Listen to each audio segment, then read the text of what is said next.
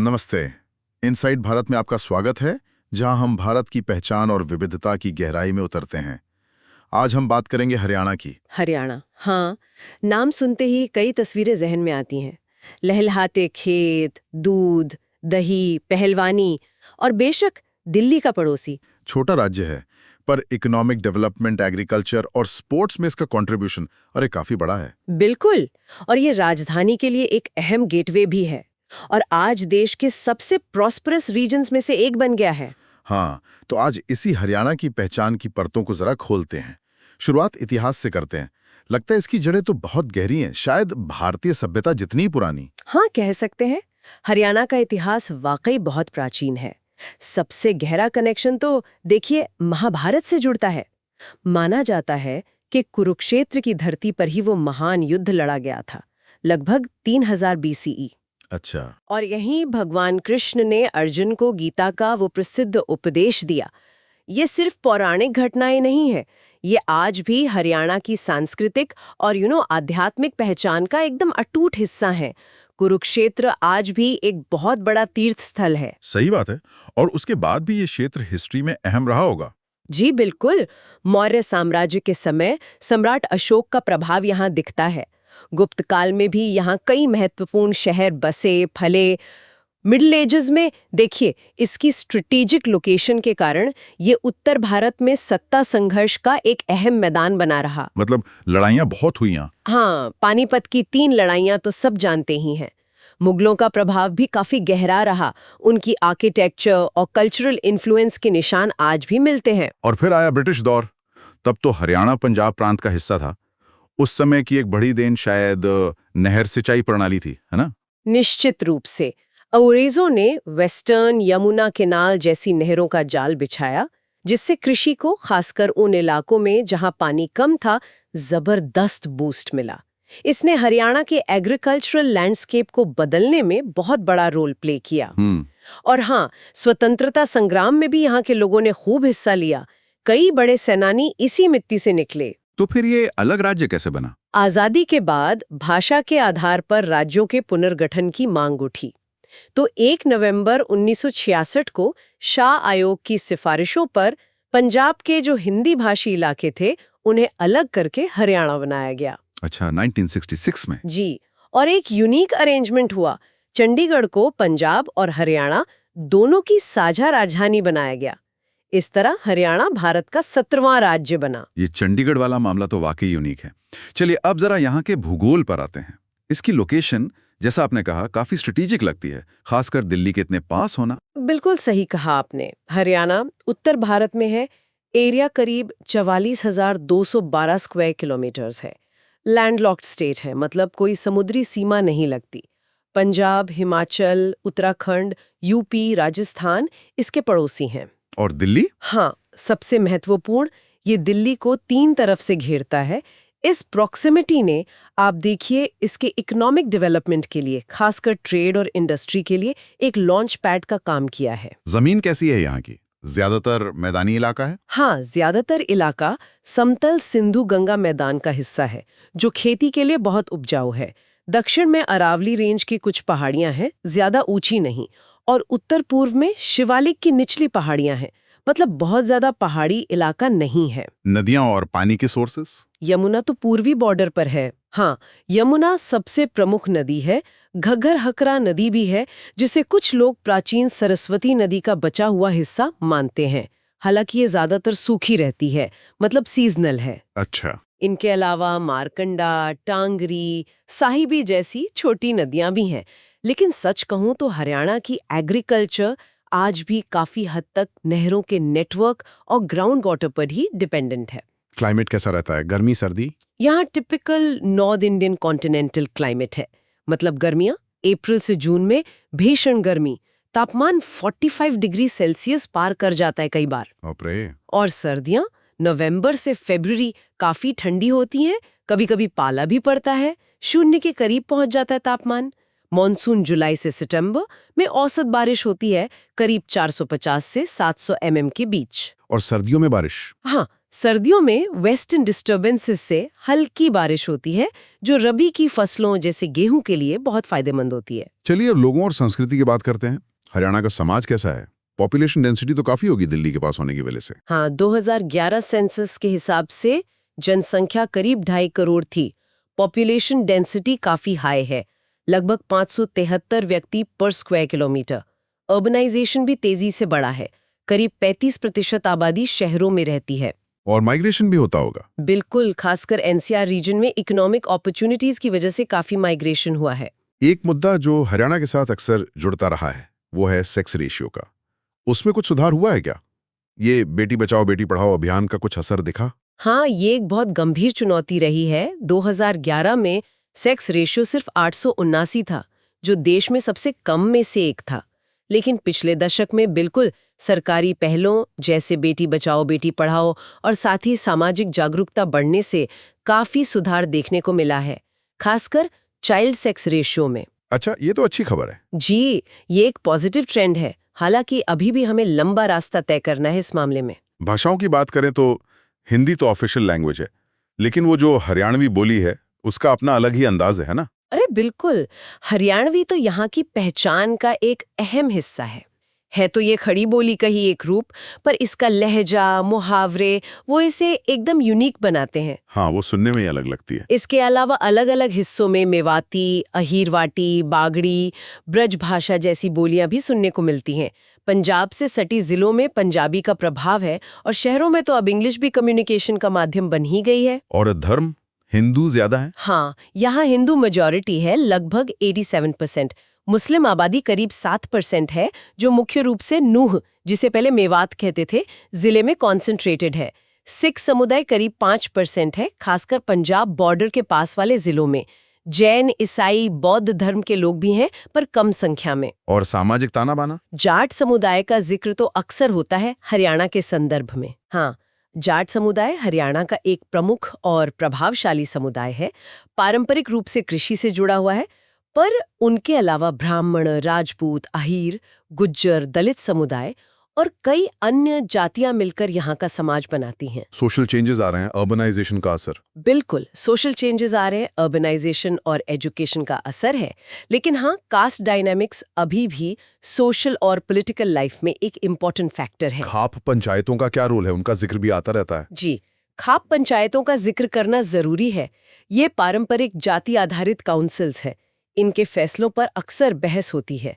कभी ये social reforms की बात करती हैं, तो कभी अपने कंजर्वेटिव व्यूज के कारण विवादों में भी रहती हैं। तो ये एक कॉम्प्लेक्स इशू है। समझा। अब आते हैं उस चीज पर जो किसी भी जगह को रंगीन बनाती है।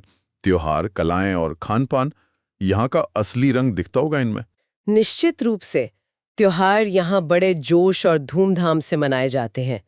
तीज और गणगौर महिलाओं के विशेष त्योहार हैं, मॉनसून से जुड़े। होली का अपना रंग है, जिसमें स्वांग, एक तरह का लोकनाट्य, और ठंडाई शामिल है। अच्छा, स्वांग होली पर? हाँ, फिर दिवाली, दशहरा, बैसाखी, लोहड़ी, ये सब त्योहार कम्युनिटी बॉन्डिंग का एक बड़ा मौका होते हैं। लोहड़ी खासकर फसल कटाई से जुड़ा है। और हाँ, फरवरी में लगने वाला सूरजकुंड इंटरनेशनल क्राफ्ट्स मेला, हाँ, वो तो बहुत फेमस है। बिल्कुल, वो एक लैंडमार्क इवेंट है। देश विदेश से लाखों टूरिस्ट और आर्टिसंस को अट्रैक्ट करता है। लोक कलाओं में स्वांग के अलावा और क्या है? रागिनी का नाम सुना है मैंने। जी, सांग या स्वांग एक बहुत पॉपुलर लोकनाट्य फोक थिएटर फॉर्म है।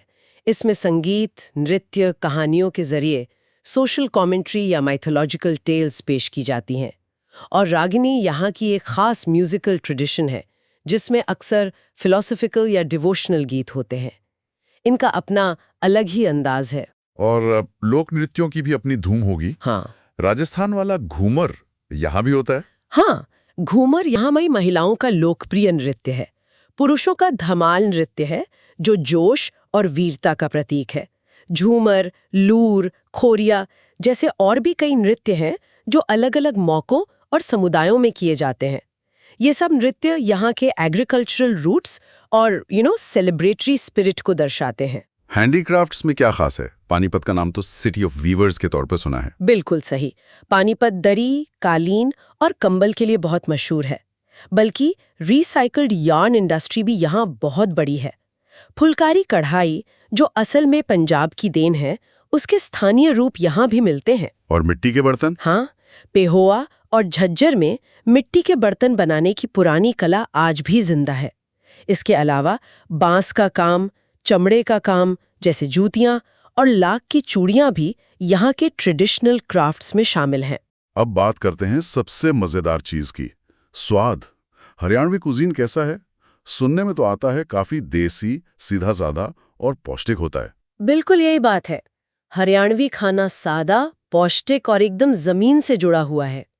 ताज़ी सब्जियां, दूध, दही, घी का भरपूर इस्तेमाल होता है। बाजरा और गेहूं मुख्य अनाज हैं। बाजरे की रोटी, सरसों का साग? अरे वो तो क्लासिक कॉम्बिनेशन है।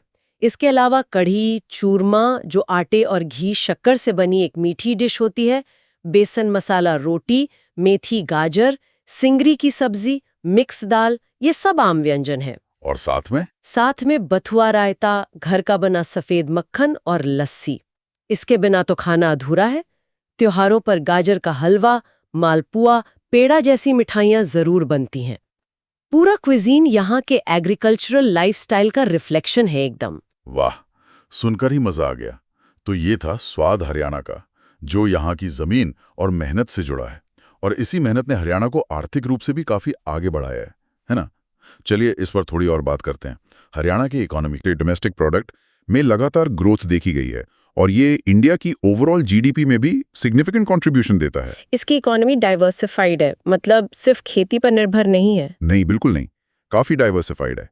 एग्रीकल्चर, इंडस्ट्री और सर्विसेज, तीनों सेक्टर्स का अच्छा बैलेंस है। दिल्ली से प्रॉक्सिमिटी का कितना बड़ा रोल रहा है इसमें? ये बार बार सामने आ रहा है। हाँ, इसका बहुत बड़ा रोल रहा है। दिल्ली एनसीआर का हिस्सा होने की वजह से ये एक नेचुरल चॉइस बन गया मैन्युफैक्चरिंग यूनिट्स के लिए, लॉजिस्टिक हब्स के लिए, कॉर्पोरेट ऑफिसेज के लिए। अच्छा। फिर स्टेट की प्रोग्रेसिव इंडस्ट्रियल पॉलिसीज, अच्छा इंफ्रास्ट्रक्चर जैसे रोड्स, पावर और इन्वेस्टमेंट फ्रेंडली एनवायरनमेंट, इन सब ने मिलकर ग्रोथ को फ्यूल किया है। ये आज एक मेजर मैन्युफैक्चरिंग हब और आईटी डेस्टिनेशन बन चुका है। इसे भारत का अन्न भंडार भी कहते हैं। एग्रीकल्चर का क्या स्टेटस है आज? अभी भी बैकबोन है। एग्रीकल्चर आज भी इकोनॉमी के बैकबोन है, इसमें कोई शक नहीं। सेंट्रल पूल में, मतलब एफसीआई जो खरीद करती है, उसमें चावल और गेहूं का एक बहुत बड़ा कंट्रीब्यूटर है हरियाणा। देश के ज्योग्राफिकल एरिया का सिर्फ 1.4% होते हुए भी कंट्रीब्यूशन बहुत ज्यादा है। ये ग्रीन रेवोल्यूशन का कमाल है। हाँ, ग्रीन रेवोल्यूशन का यहाँ जबरदस्त असर हुआ। High yield varieties, irrigation, mechanisation, fertilisers के इस्तेमाल से प्रोडक्टिविटी कई गुना बढ़ गई। एग्रीकल्चरल मैकेनाइजेशन का लेवल तो यहाँ देश में शायद हाईएस्ट है। मुख्य फसलें कौन सी हैं, गेहूं चावल के अलावा? गेहूं और चावल तो मुख्य हैं ही।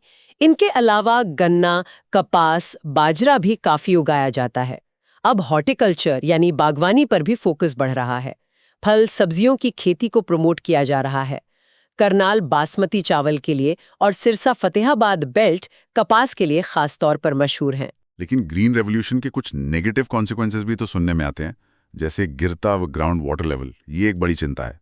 बिल्कुल, ये एक बहुत बड़ी चुनौती है। पानी का ओवर एक्सप्लॉयटेशन, खासकर धान जैसी पानी की ज्यादा खपत वाली फसल के लिए ग्राउंड वाटर लेवल को खतरनाक स्तर तक नीचे ले गया है कई इलाकों में। सॉइल डिग्रेडेशन और मोनोक्रॉपिंग भी इश्यूज हैं। तो इसका सोल्यूशन क्या है? अब फोकस क्रॉप डाइवर्सिफिकेशन पर है, मतलब अलग-अलग तरह की फसलें उगाना। पानी बचाने वाली टेक्निक्स जैसे ड्रिप इरिगेशन, स्प्रिंकलर, इनको बढ़ावा दिया जा रहा है। और सस्टेनेबल प्रैक्टिसेस जैसे ऑर्गेनिक फार्मिंग, प्रिसिजन एग्रीकल्चर पर भी जोर है। ये ट्रांजिशन बहुत जरूरी है लॉन्ग टर्म सस्टेनेबिलिटी के लिए। सही बात है। अच्छा, इंडस्ट्रीज की बात करें तो ऑटोमोबाइल सेक्टर का नाम सबसे पहले आता है, खासकर गुड़गांव मानेसर बेल्ट का। हाँ, वो बेल्ट इंडिया का सबसे बड़ा ऑटोमोबाइल हब है। मारुति सुजुकी का पहला प्लांट यहीं लगा था, फिर हीरो मोटोकॉर्प, होंडा और सैकड़ों ऑटो कंपोनेंट मैन्युफैक्चरर्स यहाँ हैं। फरीदाबाद भी एक मेजर इंडस्ट्रियल टाउन है शुरू से। और दूसरे सेक्टर्स? एनसीआर रीजन में फार्मा, टेक्सटाइल्स, इलेक्ट्रॉनिक्स जैसे सेक्टर्स भी काफी पनपे हैं। पानीपत, जैसा हमने पहले बात की, एक बड़ा टेक्सटाइल हब है, कंबल, कालीन, होम फर्निशिंग।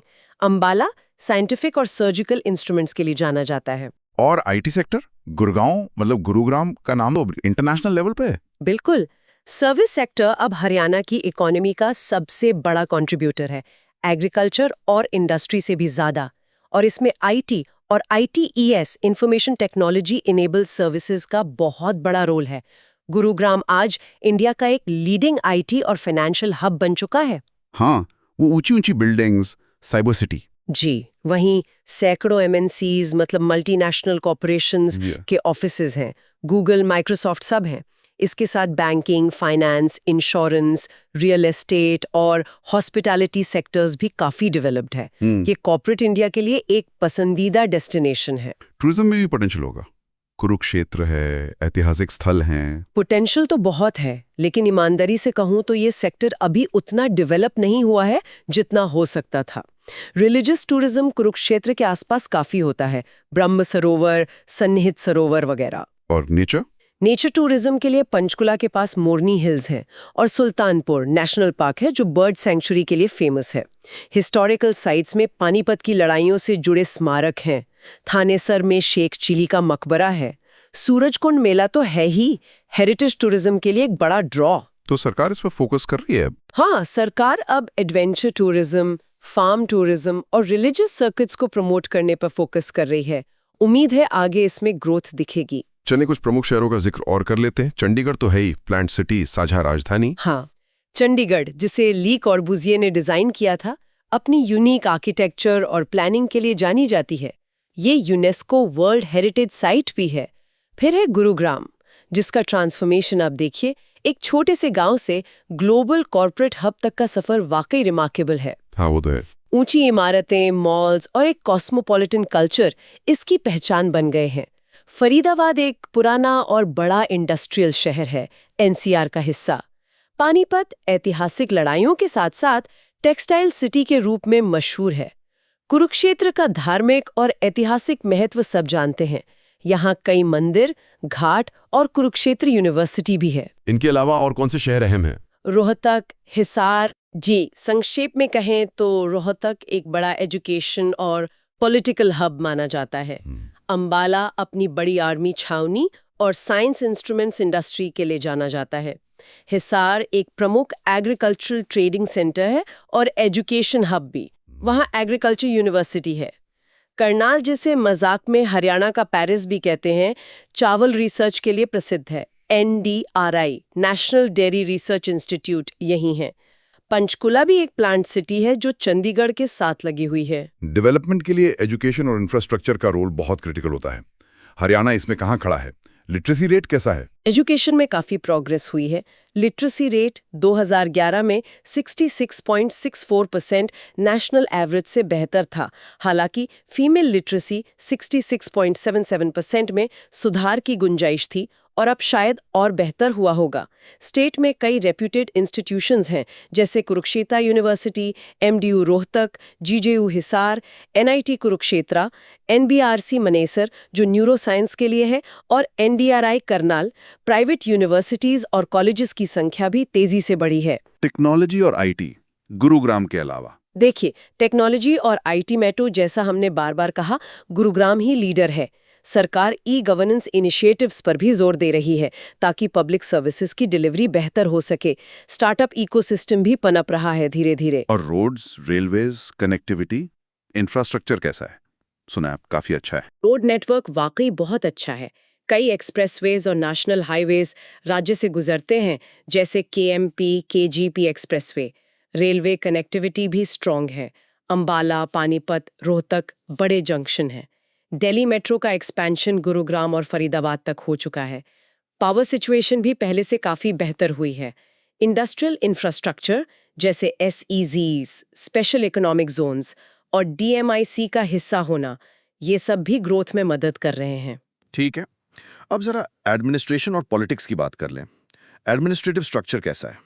एडमिनिस्ट्रेशन की बात करें तो हरियाणा 6 डिविजन्स और 22 डिस्ट्रिक्ट्स में बटा हुआ है। यहाँ यूनिकैमरल लेजिस्लेचर है, मतलब सिर्फ विधानसभा है, जिसमें 90 सदस्य MLAs होते हैं। चीफ मिनिस्टर सरकार के प्रमुख होते हैं और गवर्नर कॉन्स्टिट्यूशनल हेड। और पॉलिटिकल लैंडस्केप, हरियाणा की राजनीति तो काफी दिलचस्प रही है ना? काफी उठापटक देखने को मिलती है। हाँ बिल्कुल, 1966 में बनने के बाद से यहाँ ज्यादातर कांग्रेस और रीजनल पार्टीज का दबदबा रहा है, खासकर आईएनएलडी, इंडियन नेशनल लोकदल और उससे निकली पार्टियों का। बीजेपी का प्रभाव पिछले कुछ दशकों में काफी बढ़ा है। पॉलिटिक्स में कुछ प्रमुख राजनीतिक परिवारों का असर साफ दिखता है और कास्ट इक्वेशंस भी सच कहें तो इम्पोर्टेंट रोल प्ले करते हैं।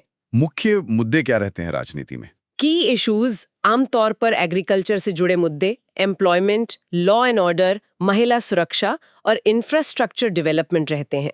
गवर्नेंस के मामले में स्टेट ने ईज ऑफ डूइंग बिजनेस को प्रमोट करने के लिए नीतियां बनाई हैं। सोशल सेक्टर में बेटी बचाओ बेटी पढ़ाओ जैसी स्कीम्स तो हैं ही, skill development, pensions, health insurance पर भी काम चल रहा है। और अब आते हैं उस पहलू पर जिसने हरियाणा को एक अलग ही, बल्कि कहें तो जबरदस्त पहचान दी है, स्पोर्ट्स। यहां से तो एक से बढ़कर एक खिलाड़ी निकले हैं। ये पहलू वाकई बहुत दिलचस्प है। बिल्कुल, हरियाणा को इंडिया का स्पोर्ट्स पावर हाउस कहना कोई अतिशयोक्ति नहीं होगी, खासकर रेसलिंग मतलब कुश्ती और बॉक्सिंग में। आप नाम देखिए, योगेश्वर दत्त, सुशील कुमार, बजरंग पुनिया, साक्षी मलिक, जो पहली भारतीय महिला पहलवान बनी जिन्होंने ओलंपिक मेडल जीता, सब यहीं से हैं। हाँ, ये तो बड़े नाम है। बॉक्सिंग में विजेंद्र सिंह ओलंपिक मेडलिस्ट रहे, एथलेटिक्स में कृष्णा पुनिया और अब नीरज चोपड़ा गोल्ड मेडलिस्ट, वो भी पानीपत से, हालांकि वो तो अब पूरे देश के हीरो हैं। क्रिकेट में कपिल देव जिन्होंने इंडिया को पहला वर्ल्ड कप जिताया, वो चंडीगढ़ हरियाणा से हैं। युजवेंद्र चहल भी यहीं से हैं। लिस्ट बहुत लंबी है। इसके पीछे क्या वजह है? कोई खास स्पोर्ट्स कल्चर है या सरकारी मदद? मुझे लगता है दोनों का कॉम्बिनेशन है। एक तो यहाँ पारंपरिक रूप से अखाड़ों का कल्चर रहा है, जहाँ बचपन से ही कुश्ती की ट्रेनिंग मिलती है, एक डिसिप्लिन आता है। दूसरा, लोगों में शायद फिजिकल फिटनेस और टफनेस को लेकर एक नेचुरल इंक्लिनेशन है। हाँ, वो दूध दही का खाना वाली बात कह सकते हैं। और तीसरा, स्टेट गवर्नमेंट के पॉलिसीज भी काफी सपोर्टिव रही हैं। मेडल विनर्स को अच्छे कैश रिवॉर्ड्स देना, गवर्नमेंट जॉब्स देना, इससे युवाओं को स्पोर्ट्स में करियर बनाने का बहुत बड़ा इंसेंटिव मिलता है। सही है। ये मॉडल तो काम कर रहा है। अच्छा, स्पोर्ट्स के अलावा राजनीति में भी बड़े नाम रहे हैं हरियाणा से। हाँ, चौधरी देवीलाल जी देश के डेप्यूटी प्राइम मिनिस्टर रहे, बंसीलाल जी और भजन लाल जी लंबे समय तक चीफ मिनिस्टर रहे, और हरियाणा के डेवलपमेंट में, खासकर इंफ्रास्ट्रक्चर में, उनका अहम योगदान माना जाता है। सर छोटू राम हालांकि ब्रिटिश काल में थे, किसानों के बहुत बड़े नेता थे और उनका प्रभाव आज भी महसूस किया जाता है। राव तुलाराम का 1857 की क्रांति में योगदान कौन भूल सकता है। कला संस्कृति में भी कुछ बड़े नाम। हाँ, पंडित जसराज जी का संबंध भी हरियाणा से रहा है और बहुत से लोग कलाकार, लेखक हुए हैं। व्यापार और उद्योग में भी कई सफल उद्यमी हरियाणा से निकले हैं। एकेडमिक क्षेत्र में भी, खासकर एग्रीकल्चर और डेयरी साइंस में, यहाँ के इंस्टीट्यूशंस का योगदान रहा है। ये तो हुई कुछ झलकियां हरियाणा के। अगर कुछ यूनिक फीचर्स को जल्दी से हाईलाइट करना हो जो इसे सबसे अलग बनाते हैं, कुछ खास बातें। हाँ, कई चीजें हैं। एक तो जाहिर है महाभारत और गीता से गहरा नाता, कुरुक्षेत्र। दूसरा, ये जबरदस्त स्पोर्ट्स कल्चर, खासकर कुश्ती और अखाड़े। तीसरा, सेक्स रेशियो की चुनौती से जूझकर उसमें सुधार लाना, जो एक बड़े सोशल चेंज का संकेत है। चौथा, खाप पंचायतों की मौजूदगी, जो एक यूनिक सोशल इंस्टीट्यूशन है, चाहे कंट्रोवर्शियली क्यों न हो। पांचवां, वो खास हरियाणवी बोली और लहजा। छठा, ग्रीन रेवोल्यूशन से आई एग्रीकल्चरल प्रॉस्पेरिटी और अब उससे जुड़ी सस्टेनेबिलिटी की चुनौतियां। और सातवां, चंडीगढ़ का शेड कैपिटल होना, ये अपने आप में यूनिक है। आठवां, गुरगांव का वो फिनोमिनल ट्रांसफॉर्मेशन, गांव से मिलेनियम सिटी तक। नौवां, यहाँ के लोगों का फौज में जाने का जज्बा और देश सेवा में बड़ा योगदान। ये सब मिलकर हरियाणा की एक मल्टी फैसेटेड आइडेंटिटी बनाते हैं। बिल्कुल। तो कुल मिलाकर हरियाणा सही में विरोधाभासों और बदलावों का एक दिलचस्प मिश्रण है। एक तरफ प्राचीन कुरुक्षेत्र की वो आध्यात्मिक भूमि है, तो दूसरी तरफ गुरुग्राम के वो चमचमाते कॉर्पोरेट टावर्स। ऐसा लगता है जैसे ये भारत के अतीत और भविष्य दोनों को एक साथ समेटे हुए हैं। बिल्कुल सही कहा आपने।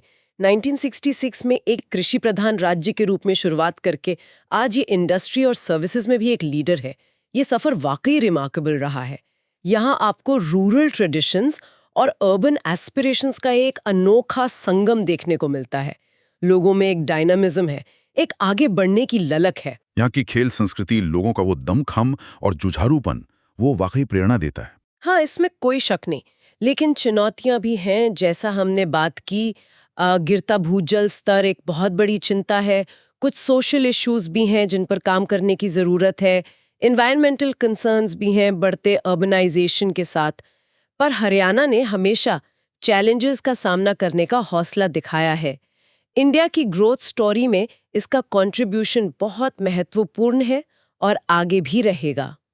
यह एक विचारणीय बात शायद ये हो सकती है कि कैसे हरियाणा अपनी पारंपरिक कृषि पहचान और इस तेजी से बढ़ते शहरीकरण, खासकर एनसीआर में, के बीच एक सस्टेनेबल बैलेंस बना सकता है।